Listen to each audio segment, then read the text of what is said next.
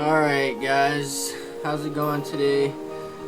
This is another shipping container design. This one uses two shipping containers, two 40-foot shipping containers. They're 40 feet long. And the shipping container over here on the right, it's identical to the 40-foot single container design that I first did. You might notice that there is a wall in between the bedroom and living room. I'm gonna go ahead, I think I'm gonna delete that. I'm not really sure. Yeah, I'll delete that because I can always undo it later.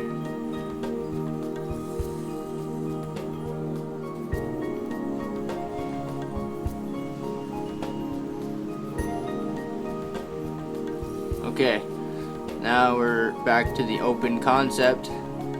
So this is identical to the first one I designed. It's open concept, bathroom, kitchen, living area, and sleeping area. There could be a wall there. I had moved the wall closer to the bed because I put a door in. Let's see if I can do some moving things around here to show you. I put a door in here, which is kind of like a back door if you had one container, but this is two containers, and I wanted to have a gap in between them because you could have a much larger hole. The whole building could be much larger just by utilizing the gap. I call it the gap, so the space in between the two shipping containers. And that was the big thing for me on this build. I wanted to have a gap in between, maybe something big enough for a car or garage, but you have this whole U-shaped living area all the way around your garage or your whatever. It doesn't necessarily need to be a garage in there, but that would be nice. And I haven't built any floor or interior or anything into these. This shipping container is completely empty, so like just use your imagination what that could be. You could have one end that opens up, like this end could open up. Some people leave them that way. It could be a back porch area. This wall here is removed just so you can see better into the bedroom, but that should be a wall. But then again, shipping containers have these open doors, so you could have open doors on both ends out the backyard, or maybe that's your front yard, who knows. The garage doors are on the other side, so I would imagine that would be the front, but like I said, use your imagination. So you could have doors here, anywhere in this shipping container. There's a door here, so you could access from your garage. You could access this room, possibly this container if you wanted to put another door in, or if you wanted to relocate that door. But I put it there because I considered the two containers and this back room here to be part of the house. So you have, your garage might not be heated, or it might be colder, or it might, you could have furnished housing area or living space all the way around here. And yeah, like I said, use your imagination because I haven't designated any of these rooms aside from this one container here. So this, you could put windows pretty much anywhere, like I said. And I just stuck with this. This is the first container I designed. It's 40 feet long, and I just stuck with that and expanded on it. And the big thing I'm doing here, or my big idea here, is using the gap in between two containers. So you got two containers with a gap in between. And if you don't want to buy huge trusses, like, oh, that would take huge trusses and they'd be expensive and blah blah blah. Well, I have a design here somewhere.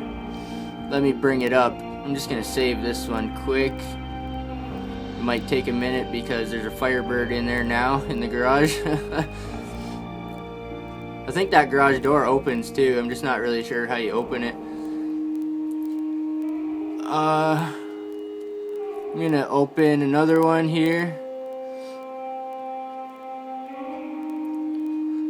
And I'm gonna show you what I'm talking about with where you don't have to buy trusses. See this here?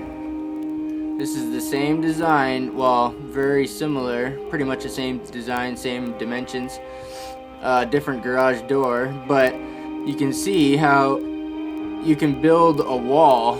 You can build a wall on this container, like on top of this container. You don't need to buy more lumber and build from the ground up. There's already a wall here, and these shipping containers are 8 times stronger than any local or any building codes. Architects and engineers have already found that, so they're using these all over the world. But if you build a wall on top of this container and a wall on top of this container, you can have enough ceiling height for a hoist. Like if you have a garage and you want to lift a car up, you can do that. And also, if you look at my roof, you don't need to buy trusses. Depending on how you do it or how you want to do it, you don't need to have multi-levels. You don't need to have a raised garage roof or raised ceiling for a hoist. You could just have one wide bungalow down on one level. But if you're into garages or if you know anything about hoists, you probably want a little bit of extra roof. And this way, you don't need to buy any any trusses at all. You have a tapered slant roof here, tapered slant roof here, and tapered slant in the center. Trusses are big and expensive, and it's one of the biggest parts. And the whole point of these shipping containers is minimalist and downsizing and minimalism. So a lot of people are downsizing and questioning what they need in life and stuff like that, especially with the prices of everything they are nowadays. So these are two 40-foot containers, garage in the middle. This one you can't see inside, I don't think, because I don't have the roof ripped off it or anything, but it is still some building cost, and this is a lot bigger than my first two designs because you're using multiple containers and you're building in between them, but you're saving a lot. Like if you use containers, I think it would be a lot more affordable, a lot more bang for the buck. Some of the walls are already there, some of the floors are already there. They're built watertight.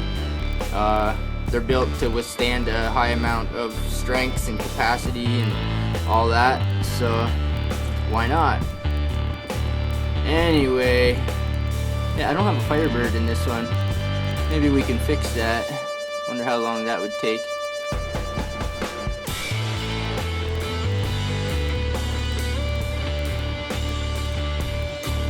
You gotta have a Firebird.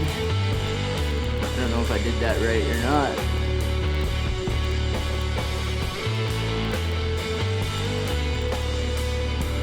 See this thing here?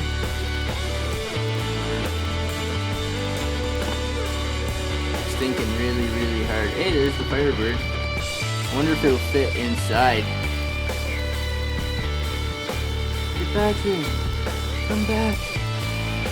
Come back to me. I need you to fit inside of my garage. Get in there. Come on. You know you wanna.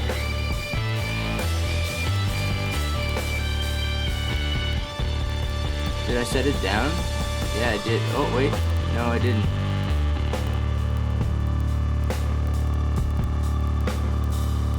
Well, I don't have time to screw around with this. I'll have to change camera angles, but I'll just park it right there. Just park that car out front. Okay. very important part of your build process or your design process. You gotta have a Firebird. You gotta have a Firebird. It makes the whole house look better. The whole building look better. Doesn't it? What else? Well, I guess that's it for this one, guys. I hope you like this, and if you do enjoy this, or if you want to see more of this stuff, give me a thumbs up and subscribe to my channel. I'm going to be doing more of this stuff, designing more interior design. Hopefully one day I'll get to build one. Maybe not this extravagant, but this is where I'm starting. I'm starting with the designs, the design process, and yeah. What I'd like to do is get together with an architect and an engineer and come up with some plans and make them available for everybody. But anyway, that's it for now, guys. So check them out next time and have a good day.